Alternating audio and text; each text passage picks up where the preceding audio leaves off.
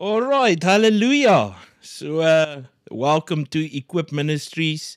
We're right here in the Equip studio, broadcasting here from South Africa, Pretoria. And we'd like to just welcome everyone in TV land, YouTube land, social media land. Yeah. So, our guest speaker, guest preacher, friend, and brother in our ministry is Rudy Tiart. Yes. All right, welcome, Rudy. Yeah, it's nice to be here tonight. Good, man. Looking forward to an awesome evening. Yeah, so we're excited. God's been doing some amazing things lately. Well, He's always been doing great things, Yes. you know. But I find that there's some things that's standing out in the last couple of weeks, last couple of months. We are really excited. God's been doing good and big things. You know, we serve a God that's the same yesterday, today, and forever.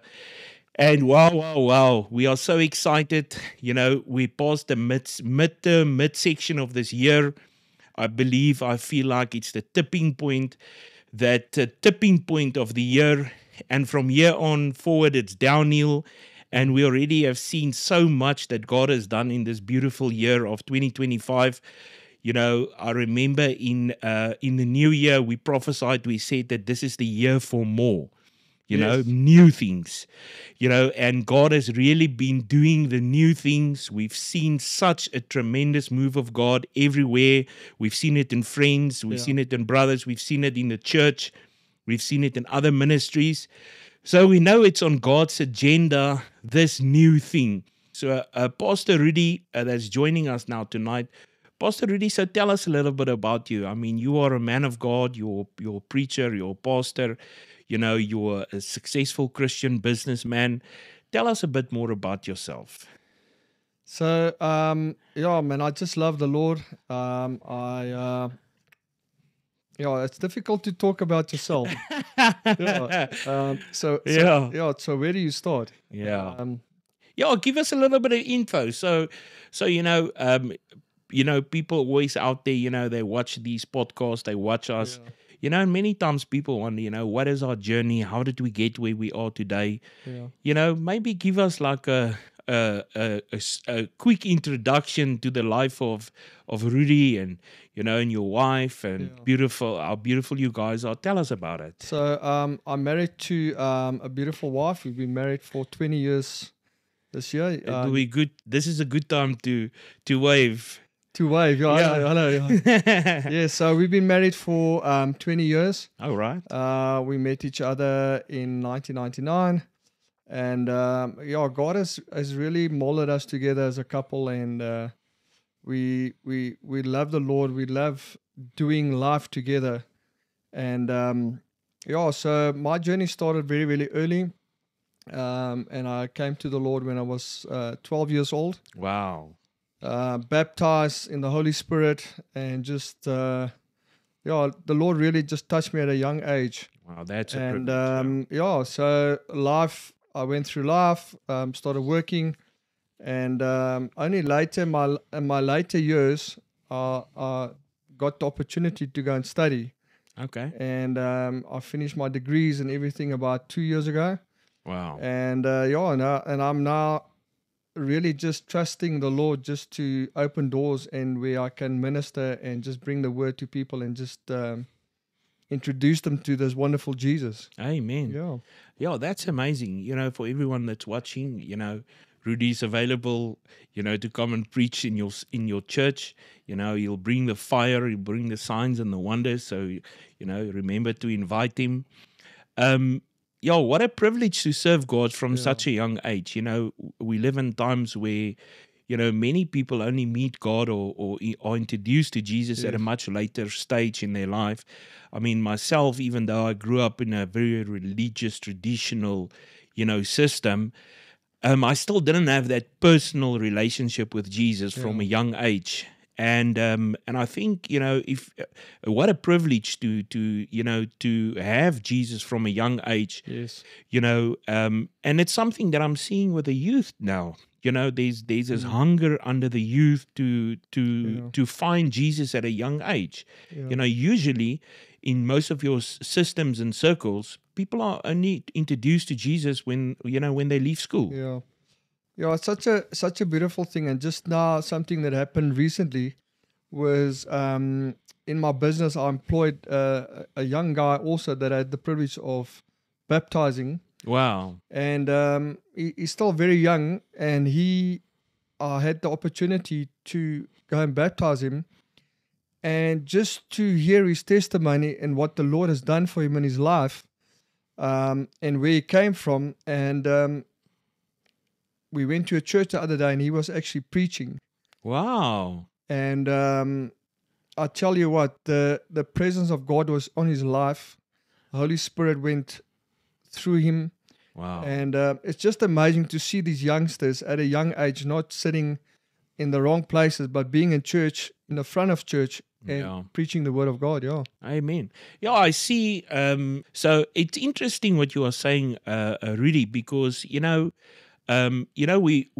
we've been prophesying for quite some time now that there's a mighty move under the youth. Yes. God has shown me multiple times. I've prophesied this in the church and in other ministries and everywhere.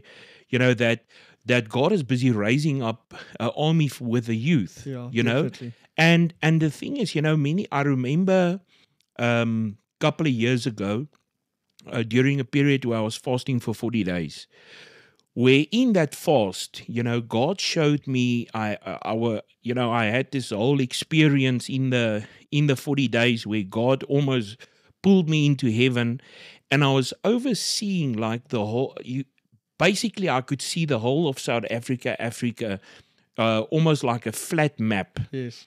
And I saw all the old religious churches, the typical churches with a tip point. Yeah.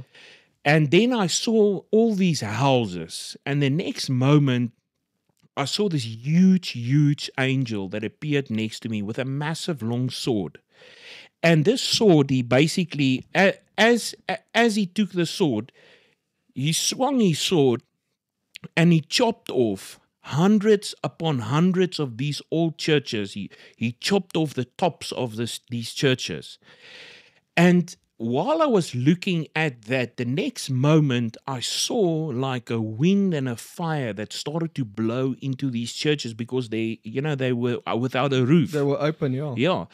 And while that was taking place, the next moment I saw hundreds and hundreds and hundreds, maybe thousands of home churches where they start in a home Yes. home-based churches. Yes. And these houses were literally set on fire. And as I looked closely, I actually saw youth, youngsters, 16, 17, Yeah. 18, 19, 20, 21 years old, on fire for God, Yeah. with the Holy Ghost, speaking in tongues, signs, wonders, miracles, and all of these things. And what was remarkable for me with this was that while that happened, I looked at these traditional churches, and it's almost like in my heart I was asking, what about this, God? And I saw in these churches, they were much, much older, more mature, but still traditionally influenced Yes. and censored men and women of God. Yeah. And the next moment, it's like I heard the voice of the Holy Spirit, and not like it was the Holy Spirit. And I heard his voice clearly. And in it, he spoke to me and he said to me that for such a long time, he's been trying to speak to the older generation in our country specifically. But the problem was that they are all receiving, they all receive the word of God. The Holy Spirit is speaking to them. But because of religion and tradition, they have a filter. Yes. And when they interpret the word of God, then they interpret it through this religious and traditional filter. The thing that they used to, that they know. Exactly. Yeah. And therefore they are receiving the word correctly, but they're not handing the word Yes. over correctly. And then I saw these young, on fire youth, and I looked at that and I just heard the Holy Spirit, and he just mentioned and he said to me that they have got no filter. Yes. And they can clearly 100% receive the word that's given. And then I looked at that, And the next moment, it's like I had this realization on the inside of my heart. And I looked at it and it's like, but they don't know the word. They yes, they're receiving the word, but there's no maturity. Yes. There's no form of character It's yet. like the word says, a childlike faith. Yeah. So I looked at that and it's like, and the next moment I realized they will receive the word, but they will then take that unadulterated, clean, pure word that they receive. God will bring these two generations together. And the older generation will then interpret the word correctly because they didn't receive it and interpret it through their filter. Yes. And the next moment that scripture jumped up that said, old and new treasures. Yes. And I realized immediately that that's how God, in this time of revival that's coming, how God is going to bring the two generations together. The young people, they do not have the maturity or the character yet to interpret, obviously, if you've been a minister or you've been a man or a woman of God that's been serving God for 30, 40, 50 years, Yes. there should be a lot of character, there should be a lot of wisdom and a lot of word knowledge. But the young generation, they still need to move into that. Yeah. And when you bring those two together, it is like we're going to see a fire ignite in the body of Christ, whereby the younger generation will be coached by the older generation, and they will help the younger generation move into maturity and better and greater quality character and all of that. But I see the young generation, they'll rub off on the older generation and they'll bring the fire and the hunger back to these guys. Definitely. And together I see this plan of God working together, to bring about a great revival, a great change, from ministries to homes. Yes. And then while I was looking at this vision, I saw out of these home churches, I saw churches being established, and then when I looked at these traditional old buildings and old religious and traditional churches, the next moment I saw like this wind and fire that was blowing inside this church, and the people were just starting to speak in other languages, and signs and wonders started occurring.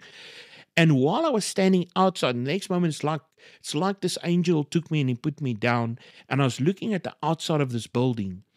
And the next moment, the people ran out of this building and they started ripping off all these nameplates, or whatever the old church names were. We're not going to call names here, but all the religious and traditional churches, and they were ripping these name boards off the buildings. And the next moment, they were putting new boards on these buildings that were saying life, and Holy Ghost and fire. And it was all these radical names that they were giving these old religious churches and buildings. And as I looked down, I saw oil running down the steps and coming out of these buildings. And the next moment, I just saw cars pulling in and people from communities rushing to come back to church again. Yeah. So that being said, I believe that we're living in the best and the greatest time, and we're going to really see a mighty move like we are already seeing under the youth. Yeah. So to just add on to that, just speaking to people these days, they are really hungry to have individual ministry where they can gather at each other's homes and have meals together. Wow. And just ministering to one another, and where they feel that their personal needs can be satisfied. Yeah. And speaking to people, a lot of them saying that the return of the home church is going to be there. Yeah. And definitely a younger generation that is coming forward. Yeah. And we spoke, you told me the story the other night about the youngster at prayer meeting, which started at 16 years old. Yes. Yeah. And if you just want to elaborate a little bit on that. He was only 16 years old, and he started ministering to people, and all the men came and they followed him because of the power that God put on him even at a young age. And I think there's going to be more of that happening, where young people are going to be filled with the Holy Spirit and they're going to be set alight to go and spread the gospel and to take healing and the things that the people need, they're going to take to them in this next season. Yeah, so the story that you are mentioning, that's actually about the life of Charles Spurgeon. Spurgeon, yeah. You know, so it's remarkable. So what happened? I'll for TV Land, I'll give the story. It was such a beautiful. I was listening to the story and I was thinking that even in our friend groups, I mean, if there could be youngsters like him, Amen, that God can raise up and send into the nation. So yeah. So Charles Spurgeon, if you go read the books on his life story, it's a must. You have to read the biographies on his life. But you know, he was 15 years old, and his father told him to go and go look for a church. You know, his father said, "It's time for you to go to church." Maybe he was big time naughty. Maybe it was like me. I don't know if like, you were like the youngsters today. Yeah. I don't know if you were that young guy. You served God from a young age. You know, you know, my wife always says that God loves the rubbish. You know, so anyways, but what actually happened was with Spurgeon. So he went out, and this specific night when he went out to actually go and minister.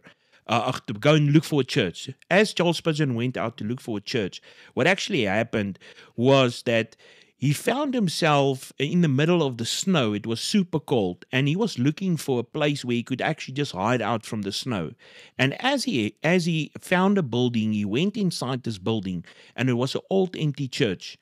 And while he was at this old empty church, he went inside and he hid behind the stairwell, the staircase. Under the staircase, yeah. And he was there, and if you read the biography, that he was sitting there, you know, hiding from the snow, very cold. Obviously, to just as soon as the snow passed, he would go home and say to his dad he was in the church. And while he was sitting there, the next moment he saw a preacher walking in. So obviously he's hiding, and he saw a preacher coming forward, and the preacher took the podium. And the preacher preached the best sermon he's ever heard, or that preacher's best sermon that he's ever given for an hour. And every now and then he'd peek out of the, you know, under the staircase, trying to see, who is he talking to? Who's he preaching to? Yeah, like who's the sermon for? And then he'd look, and he couldn't understand, you know. And this preacher was just going flat out, you know, 300 k's an hour, you know, preaching the best sermon he's ever had for 1 hour. And then after the service, the next moment, the preacher said, is there anyone inside here that would like to give their heart to the Lord? And he says in the book, he says he was looking around trying to see, but where is the people that this guy is talking to? Yeah. And the next one, the second altar call. And then the third altar call. And then he just felt something drawing. Yeah. And he jumped up and he said to the man of God preaching, he says, I'll give my heart to the Lord. You know, fast forward, he was 15 years old. Fast forward 2 years. That's very young. Huh? That's like, you know, very young. You know, in South Africa, you know, that I think that's grade 9, you know. Yeah. Jesus was the last thing I was thinking about when I was grade 9, you know. You know, so fast forward 1 year, he was 15 then. Fast forward 1 year. 1 year, he was already back. He was already in the pulpit, you know, and he started preaching. Fast forward 2 years. How many people did he preach to? So when he hit the age of 18, 2 years later, they say that he was already preaching to a church, these church services. 10,000 people were attending his church services. And, you know, 1 or 2 years later after that, when he was 20, he was already drawing crowds whereby they had to have 3 services on a Sunday with 10,000 people each. And much older people. Like you mentioned before, it was the older traditional people that used to come in and visit his services because there was something else. Yeah. Yeah, that they weren't used to. yeah, in so those people days. used to ask. People used to, when these people that went to these services, so other churches used to ask them, but why are you going to that youngster that's preaching, Yes. And then he would say, and then the people would actually say, but you know what? We're getting somewhere, something there which we've never heard. We're getting actually the word of God from that youngster in a way that we've never heard it. Yes. And today, how many books were written on Charles Spurgeon? Yes. He's one of our God's generals. And that just shows that's why we talk about the youth all the time. We even see in our ministry, we see in other ministries, there's a fire that's breathing, under the youth. Young people that's starting to serve God. That is on fire for Yeah, God. Yeah. and it's real fire, it's not, and it's like, these groups of youngsters are coming together, and they want to come to church. Yeah. They want to have these meetings. They want to have worship meetings. Yes. They want to have prayer meetings, Yes. and I mean, we even find, we have got like on Wednesday, once a week, we've got proper prayer gatherings and prayer services. Amazing time, yeah. And the youngsters are coming, I just want to mention it now. Yeah. If you look at the effort that the youngsters make Yeah. to actually come and join these prayer meetings on a Wednesday, Yeah. it is amazing, yeah. Yeah. So yeah, I see this thing, and we're looking, on myself, I think you also, we fall under the Generation X, Yeah. but the Generation Z, the Gen Zs, hey, I tell you, for a lot of people out there, they're looking at this Gen Z generation and they don't understand them and they're doing things different and they're very technology inclined. Yes. It's a different breed, it's a different type, and what I see God is busy doing is he's busy raising up other Gen Zs, Yeah. to cater for them. If you look at, for instance, Matthew 28, that was the Great Commission. And if you go and look at that scripture in the original Strongs, in original Hebrew, it's quite remarkable that it says, go and make disciples of the nations. But did you know that word, make disciples of nations, in the original translation, it actually says, go and make disciples even in your peer groups. It's not just the nations. Yes. And sometimes people misunderstand that. A peer group is like, for instance, as an example, a mechanic. A mechanic knows the language of a mechanic. Yes. A lawyer knows the language of lawyers. Yes. Engineers. But when you have a mechanic and you have a lawyer, they don't easily speak each other's language. Yeah. They don't know exactly how to communicate. Yes. Or if they have to explain something to each other, they'll do it in such a different way. Yes. And that is the peer groups that Matthew 28 is speaking of. So in that way, saying that, God is raising up within the youth, this Generation Z, Gen Zs, he's raising up other Gen Zs that is actually, they understand each other, they think alike, they talk alike. They're more equipped to talk to that generation. Yes. Because of the age. Yeah, you're right. The younger generation talk to the younger generation.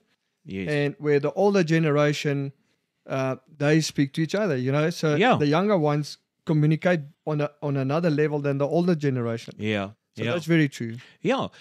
And I mean, I see with the youth, the moment the youth has got, the moment they hear that there's another person that's of the same age and everything, and you find that person is busy preaching and, preaching powerfully and even moving in signs and wonders and, miracles and all of that, then immediately when you speak to other youth that go to these meetings, you find that it's almost like a magnet. They want to go. They want to see what this is about. They're actually inspired to go because they feel like, when an older generation is preaching to a younger generation, many times because of the gap, they feel ill-equipped, or they feel that it's very far, or they feel it's, they don't understand, it feels to them that it's difficult to obtain or to reach the levels that the older generation To or the connect with that generation. yeah.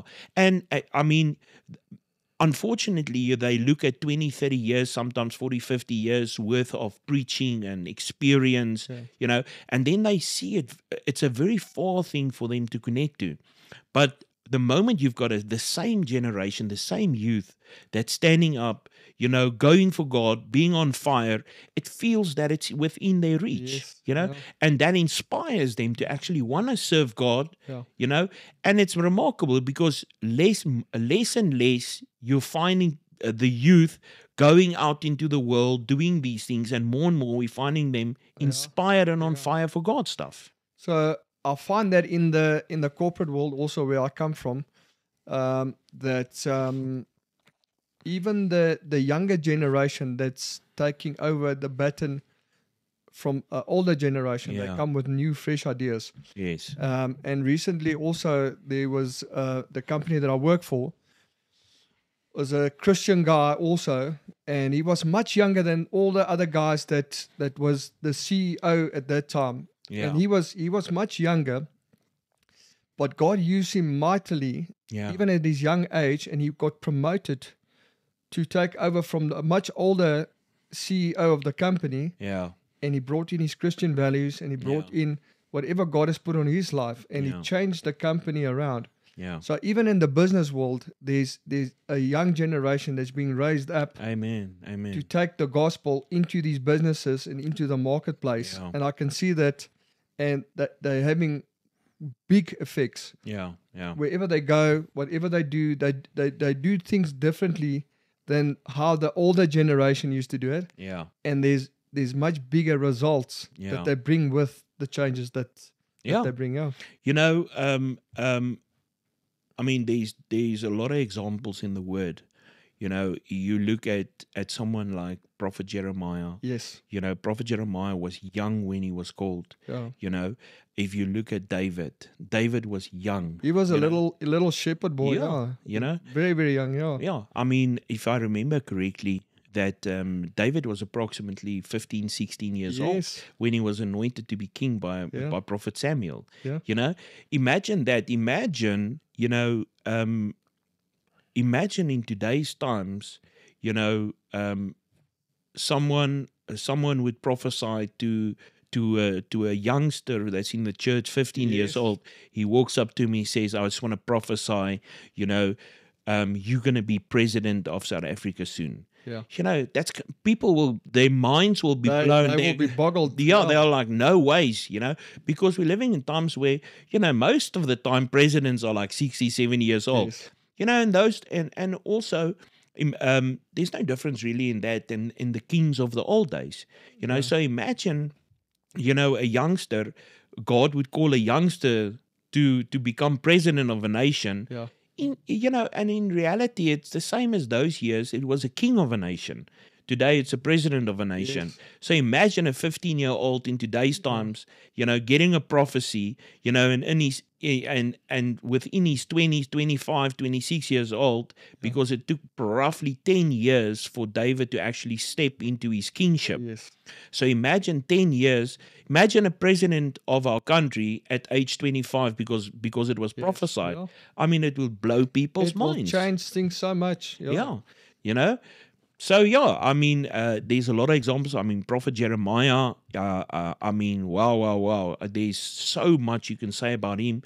And in a way, I feel like, both of them bring something awesome to the table that we can connect to our youth of today.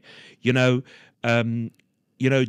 was a guy, it's always interesting when I read, we tend to look at David's life and we see him, fighting Goliath and all of that.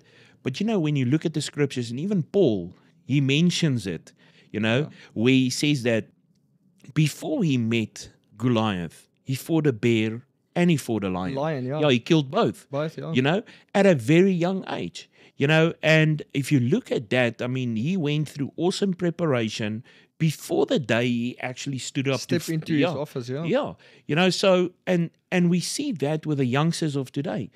God is preparing them at a young age, And I believe that's something that I see God doing in the body of Christ, and we're excited for that. We're definitely excited. And a thing that I want to mention also is that the youngsters are hungry for prayer also. Yeah. They spend a lot of more time in prayer, and there's so much power in prayer. Yeah. And even these meetings that we have on a Wednesday, Yeah. every Wednesday, there's so much power. And and they've caught onto this thing that there's power in prayer, Yeah. Yeah. and that God still answers prayer. Yeah. Yeah. So, interesting story also to do with youth. If you go look at, for instance, the Duncan Campbell revival, Yeah. it was a revival in Ireland, almost 3.5 years of revival. It shook the nation, and it's actually an amazing story. It's also got to do with youth, So they had this little church, and in this little church, they had this usually like 5 to 10 people that would come every day to pray. And they would pray every day, Yes. come to church, pray for hours every day, And it wasn't this massive mega church. It wasn't anything like It was that. like a home cell. Yeah, Home cell prayer group. Yeah, small but powerful, Powerful, yeah. united. Disciples were 12, Yeah. Upper room. Upper room, 120, Yes. So it wasn't a lot, but they used to pray every day. And every day, they'd end of the service or the prayer service. And this one day, in this Duncan Campbell revival, or before it became the Duncan Campbell revival, what actually happened was there was this youngster that used to always come and pray. And the next moment, they said to him, "Do you want to just close today with prayer?" And he said yes. And he stood up, and I can't recall exactly what was his age, but it was a youngster. And he stood up, and the next moment he prayed, and he said, "God, we just thank you for what you have done. Thank you, Lord, that we are here," And the next moment, if you read the story on that revival, it says that there came such a boldness over this youngster. And he said, "God, we know you can bring revival. And even if you don't bring revival, we'll still be praying here. We're going to be here tomorrow night again." And he says, even if it means we're going to have to be here another year later, we'll still be here praying every day, trusting you for revival. Yes. And the next moment he said, "But God, won't you just do it right now?" And if you read the story, it says that the next moment that building started to shake. And they first thought that there was an earthquake.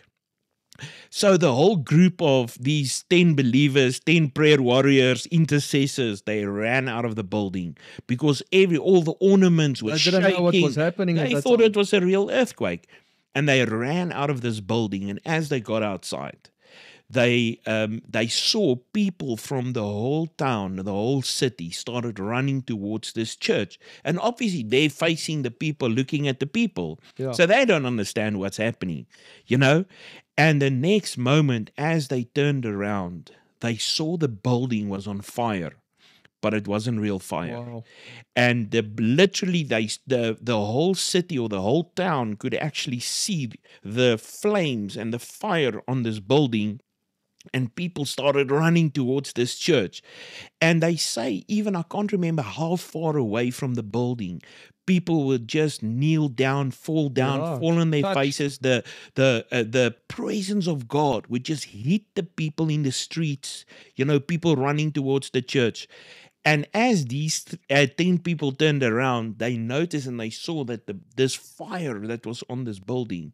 And that was how the Duncan Campbell revival started. Amazing, yeah. See, Rian, what stands out here is prayer. Yeah. And people just praying in unity. And that's what I'm saying. There's so much power in prayer. And if we can gather together in unity and pray, God's fire is gonna fall. It's gonna come in and it's gonna consume the meeting that we attend. But it starts with prayer, and hours of prayer. Not just a little bit of prayer, but lots of prayer. So prayer is very important. It's a very, very big part of your daily walk. To spend time with God, spend time in prayer, and to get revived when those prayers get answered. Yeah. You know, it's such an awesome thing when you've been praying for a specific thing, and God comes through and Amen. He answers your prayers. Yeah. But even in the waiting period, it's also good because Yeah. God then installs faith. Yeah. And so prayer is very important. Yeah, I think talking about the topic of prayer, one thing that I do know is people that have businesses, our Christian Yes. business community. That is one thing, or one area specifically, that when you meet people that are that's got their own businesses, kingdom financiers and, this kind of thing, when you talk to those people, if there's one thing that makes you pray, is having a business definitely. and doing it the Christian way. Yes. It is like those people that have these that's in the marketplace. They Because we're both still in the marketplace. yeah, So for sure. we know. And I mean, we know, that if there's one thing that takes you to your knees, it's praying for a business, Yes. praying for business, praying for open doors, praying for people, and especially if your business is an open advert or open invitation, that you do things in the right way. Yes. That you are a Christian businessman, ethics and all of these things are different. Very important. Yeah. So and that's one thing that takes you to your knees. Yeah. Yeah. Yeah, and same like Solomon, Yeah. that had many streams of income and many things God blessed him with. Yeah. He wants to bless us in these businesses. He wants us to prosper in these businesses. Yeah. And I tell you what, it's such an amazing thing when you pray for your business and God comes through, because there's nothing that you did personally. It's nothing that you did with your own mind, your own thoughts. Yeah. But it's a download from Him, Yeah.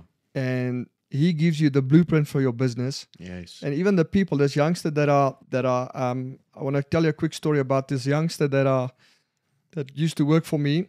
The Lord also opened new doors for him. Mm. And when he got to his new job, he was there for about a week.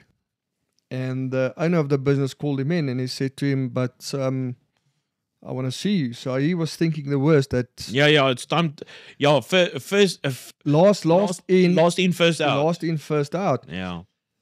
But the power of God hit that meeting, and he walked in there thinking that he's got no more job left. Yeah. But this older guy of the company saw something on this young man's life, Wow. and he invited him into his office, and he said to him, will you not pray for my staff every morning? Yeah, that's amazing. So he told the testimony. He came and told me the testimony, and he got the privilege now to pray for this business every morning. Wow.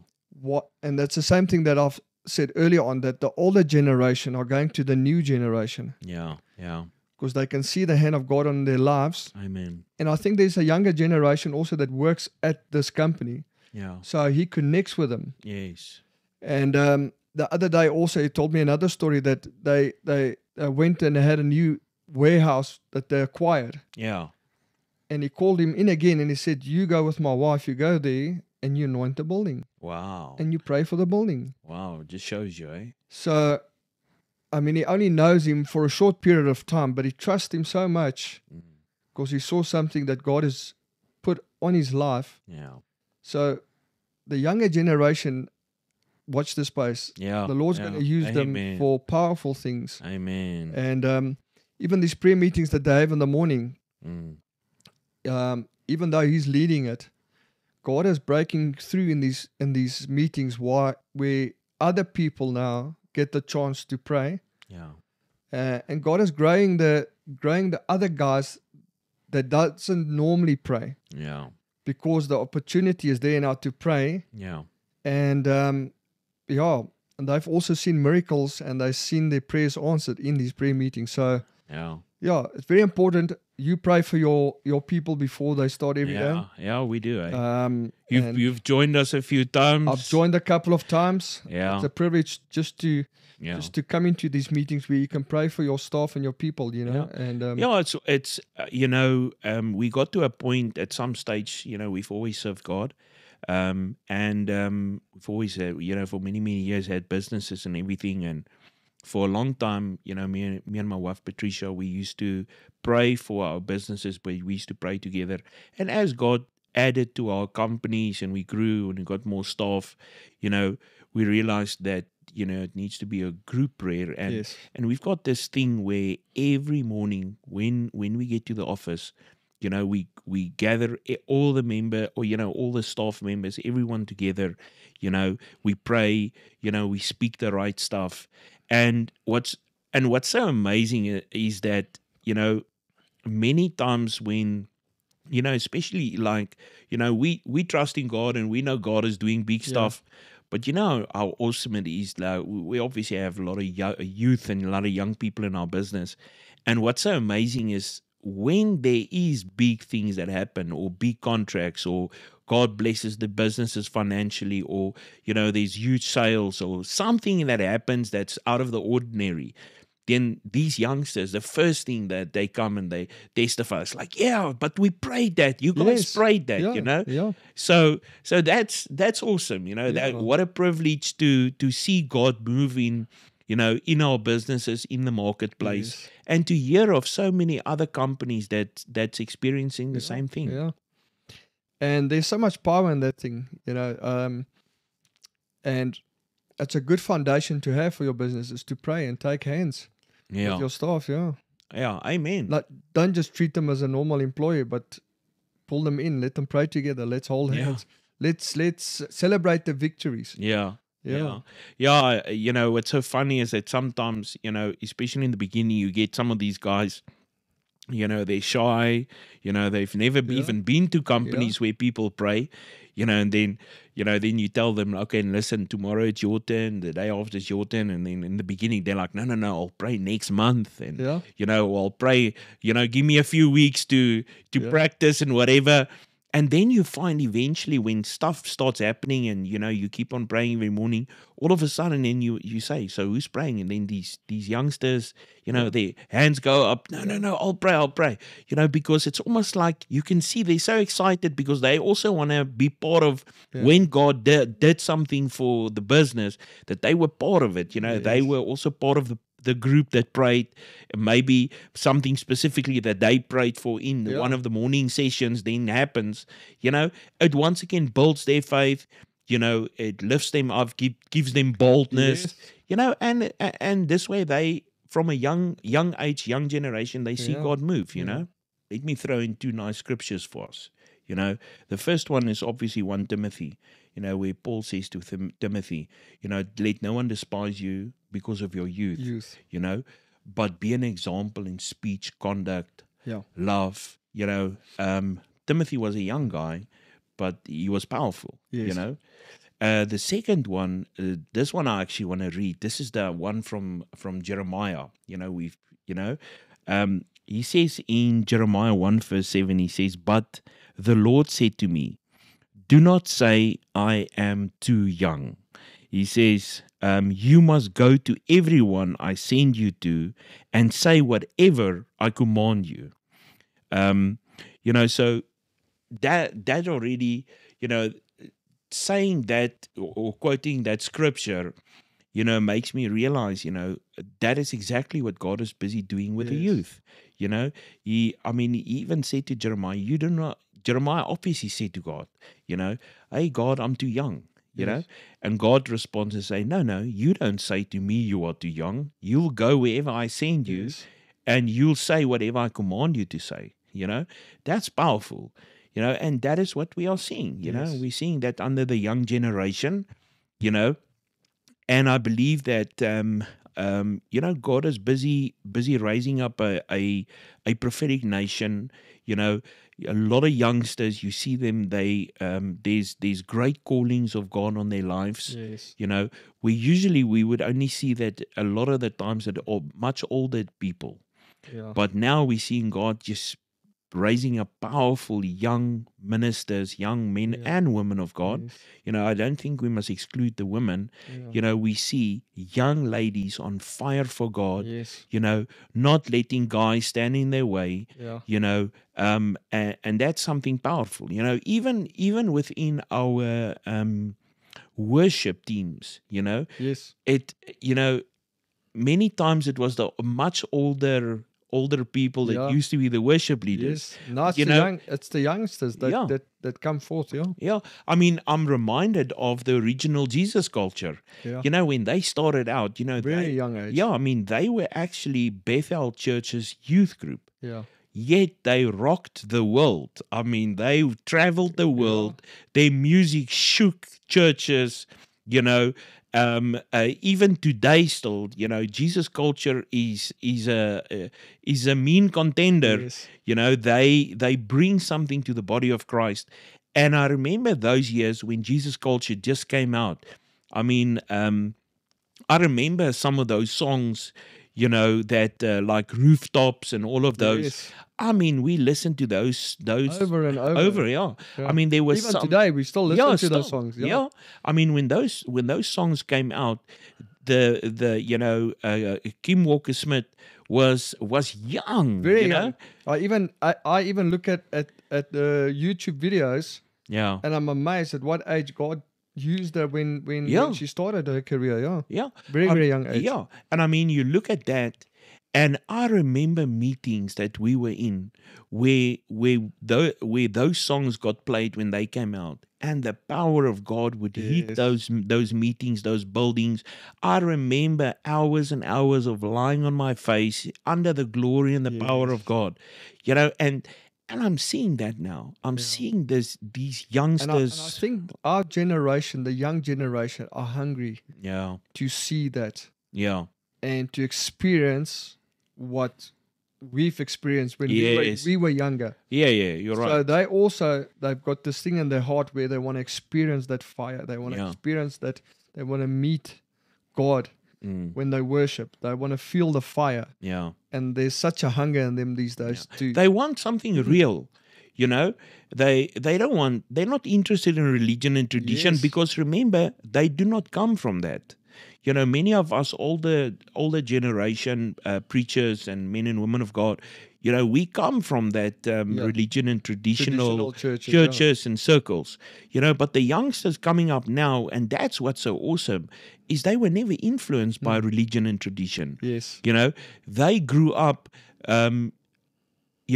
seeing the power of God, and they exposed to these things from a young age, and them wanting this pure, unadulterated, fresh move of God, fresh things that God is doing in the Spirit is beautiful. And I think that's also why we see the young people, for such a long time, I still do today, I tell people that it's not about, many times we look at worship leaders and we think that they need to have talent. And yes, you do have to be able to sing a little bit. Don't get me wrong. There needs to be something. Yeah. But talent is not, having talent doesn't make you a worship leader. There's a lot of worldly people that's got talent. But then it doesn't mean they're anointed. Yes. There's a huge difference anointing between. is such an important thing. There's aspect. There's a huge difference between an anointed worship leader, and a talented worship leader. There's something different, when, and that's what we're seeing with the youth. A lot of this young generation that's standing up, they are really worship leaders. I mean, you can go look, there's so much, a lot of the churches, a lot of the famous international churches that's got huge worship teams. You see the youngsters on the stage, and they're on fire for God, but they're anointed. That's different. Yes. You know, they carry a fire. You know, they're writing songs about Yeah. the glory and the power. They've been touched by the Holy Spirit, Yes. and they've been touched by God's fire and God's hand, Yeah. and that is very important. Yeah. So I'm excited. I'm excited for what Yeah. God is doing with the youth. You know, we're open for it. You know, we're expectant for Yes. it. We're creating a space for it. And I believe that if we can make room for the young generation in our churches and in our ministries, you know, not push them to the side or give them a little space where they have little mini children's church and all of that. Yeah. But when you really, when you really engage and welcome them, and you create an environment where they can flourish, Yes. where they can grow, where they can have these awesome meetings, not try and push them into a church where, there's jungle gyms and Yeah. and TVs and crayons and whatever. But if the body of Christ, and this is something that I'm feeling prophetically, if the body of Christ can really open up and embrace this young generation, yeah. and take hands with them, guide them, like that, getting back to where we started about the encounter that I had, where the younger and the older generation took hands. I truly believe that if we can embrace this and we can guide the youth, Yes. and Such a big embrace it. responsibility. Yeah, but, give them, help them, guide them, give them the word, teach them, equip them, Yeah. Don't push them to the side and say, oh, they're too young for this and too young Yeah. for that. Embrace them, embrace their energy, embrace what they are doing, but guide them. Guide them so that you teach them well, you give them the word, you equip them well, Yes. but embrace it. I believe if these two generations can and will take hands, and I believe that they will. I mean, I feel it's on God's heart, and I believe that if the churches can do that, we're going to see very soon a mighty move of God under the youth, and not just in the youth, but I believe that's going to be a sign. Yes. It's going to be a sign for the greater things that God's doing in our times. Yeah. I just wanna give a quick testimony. Yeah. Also that also on this young generation. So we had the privilege to go to a family here in Pretoria, and the youngest one in the family wanted to get baptized. It sounds like David. Yeah. So the youngest one said she wants to get baptized. So we went there to baptize the youngest family member. Yeah. And while we were baptizing her, God's power just hit that whole house. What? That's amazing. So the other sisters also said, hey, but I want to get baptized. Mm. Then the other sister said, no, she want to get baptized. Then somebody else came and said they want to be baptized. Almost like it became contagious. Yeah. Became contagious, but it started with the youngest member in that family. Wow, that's amazing. And it was done in a house. Wow. So that brings us back to exactly that, exactly that thing. And the youngest member started the fire. Wow. Yeah. And the rest of the family followed. Yeah. And it's such a good thing to see that even the youngest member in the family will move the rest of the family. Wow. Yeah. That's a powerful thing. That's awesome testimony. Eh? So Rudy, so in ending off with this, you serve God from a very young age, and obviously, it comes with different challenges. Yes. Kids face different things. Maybe, speak a little bit about that, maybe there's a youngster right now watching this podcast, they are maybe whatever age, 10, 11, 12, 13, 14, and maybe they've got questions, maybe they want to serve God at a young age, but it's not the in thing to do, maybe in school. Not the cool thing. It's not the cool thing. you know, but it's actually the coolest It's thing. the best thing. Yeah, you know, but maybe, maybe there's a youngster right now watching this podcast, and he's got questions, and he's thinking, what do I do? Where do I go? How do I do this thing? Tell them or teach them, Yeah. So I would say the most important thing is that what I can remember is when God's fire came, Yeah. to guard that fire that God put on your life Mm. from a young age, Yeah. and never let that fire lift off your life, Mm. because it's God that put that fire inside of you. Yeah. And I think the most important thing is to be connected Mm. to a local church, Amen. be connected to a local home cell, to people that serve God, that for people that is on fire for God. Yeah, important. Make sure that you're connected and that you're not isolated. Yes. Because I think a lot of time what happens is that at a young age you'll get saved, Yeah. but then these youngsters get influenced by friends or by exterior factors Yeah.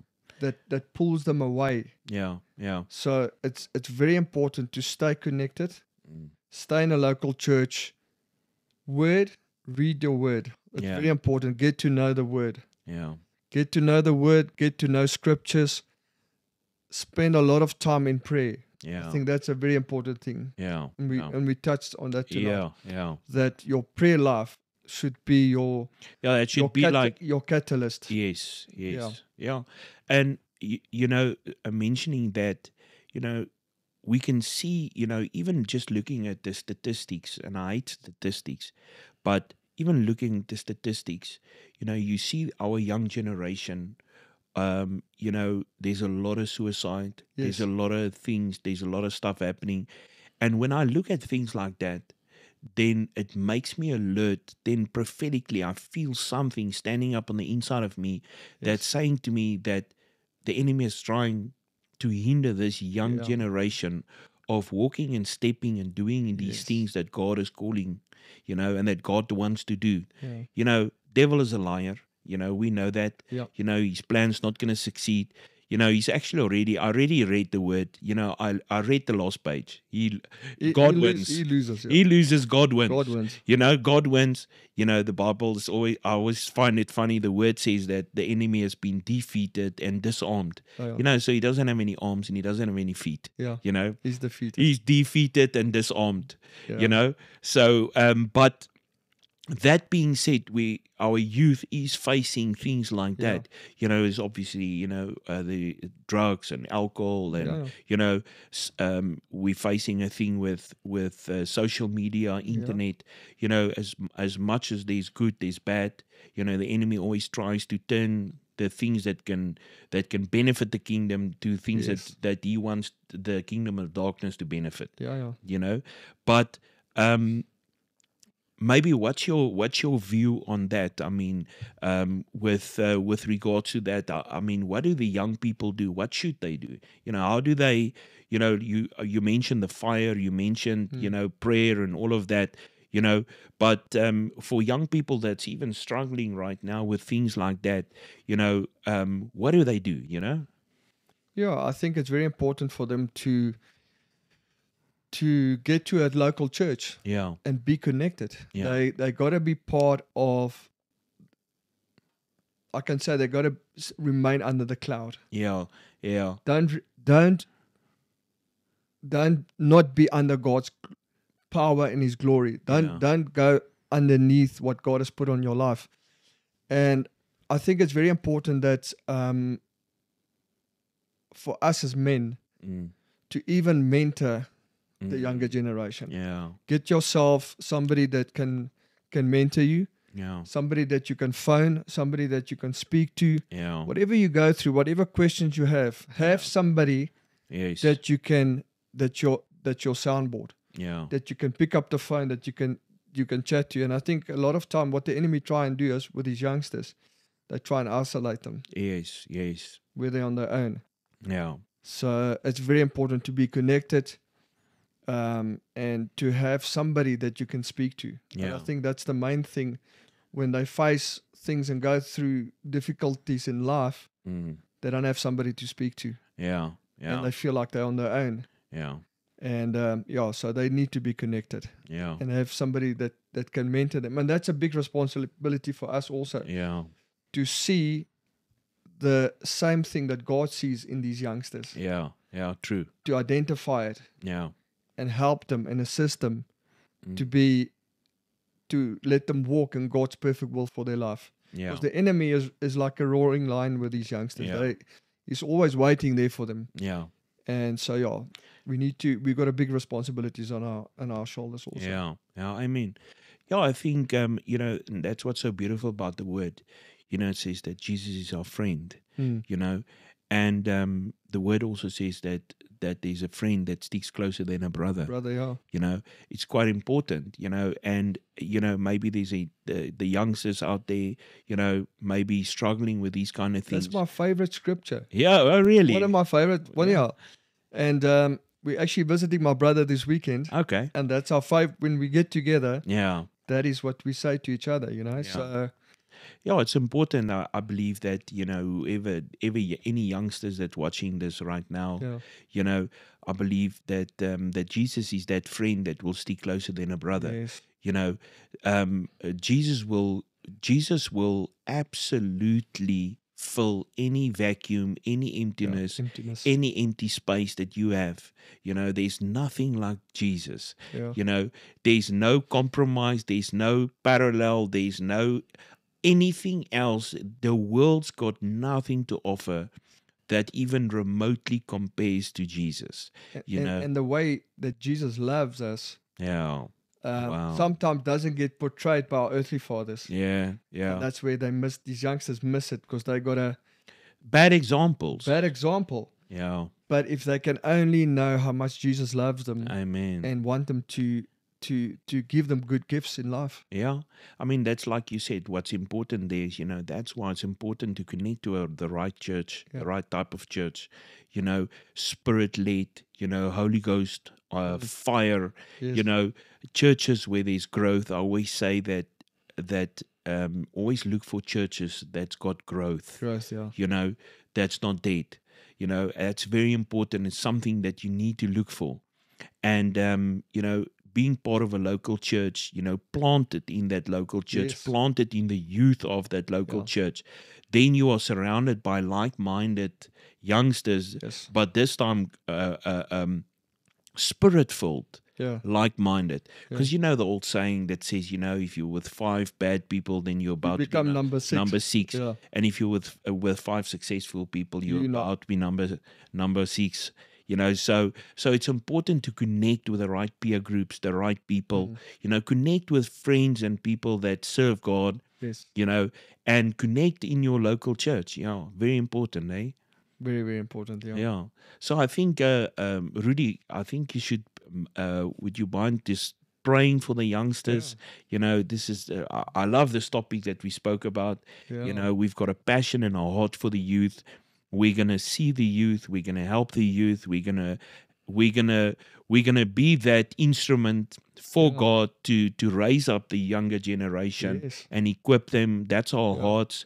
We want to see this thing through. We want to see God use the youth, and we're excited to be part of that journey. Yeah, for sure, definitely. And it's such an encouraging thing when I see, even at our age, Yes. that how the Lord works in these youngsters. It puts new fire Yeah. in my belly also, just to see what, Yeah. even if God does something else Yeah. for somebody else in a young generation. So it's very heartwarming. Yeah. Yeah, yeah. Amen. All right, so Rudy, I think in my heart, I feel like, Yeah.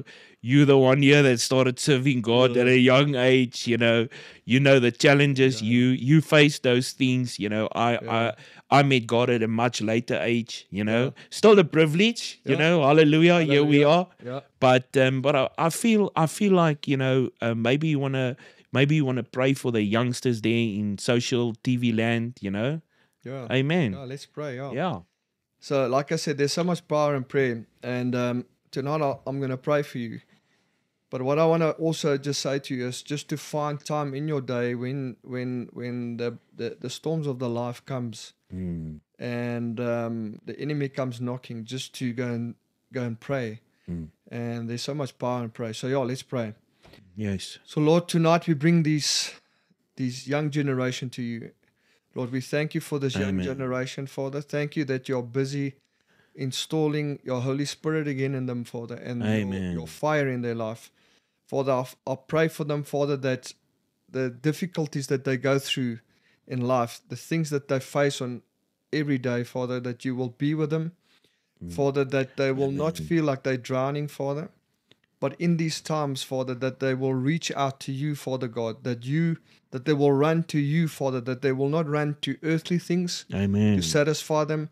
Father, that they will not run to men that disappoint them, Father, but that they will run to you, a living Father, a living God, Father, that will help them, Father. So, Amen. Father, we pray that you will make them strong, Father. Thank you for the example that they are, even for our older generation, Father, that we Amen. can look to them and see that your mighty hand move on them, Father. Father, I Hallelujah. pray for your protection over this young generation, Father. Yes. Father, I pray that you will raise up Davids Come on. in this generation, Yes, Father, Lord. that will say when the enemy comes, Father, and the question is asked, who will go?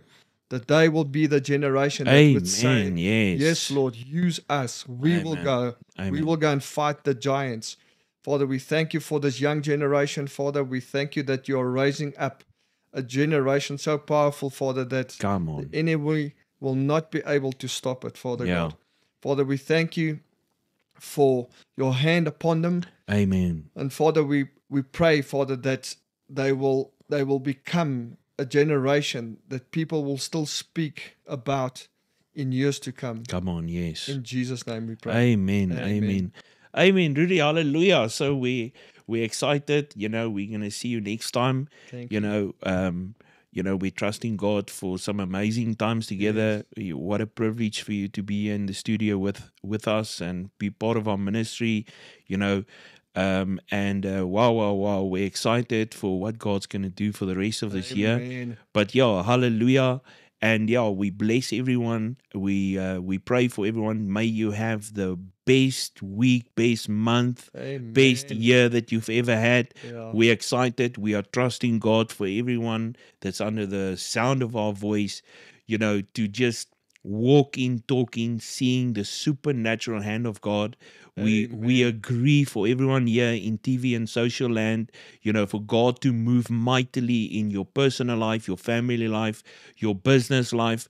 We are Amen. trusting God for the greatest move of His Holy Spirit that we've ever seen, not just in the body of Christ, but in the houses of Christ, Yes. And have a wonderful week. We love you, and cheers.